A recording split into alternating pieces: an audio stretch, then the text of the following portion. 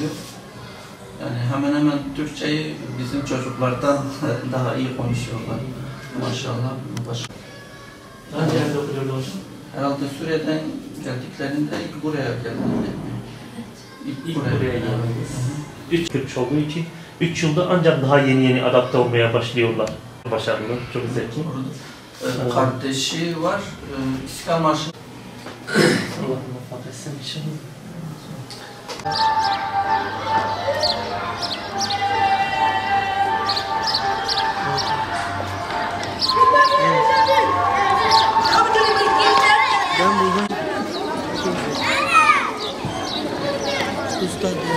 Eyma Okubum.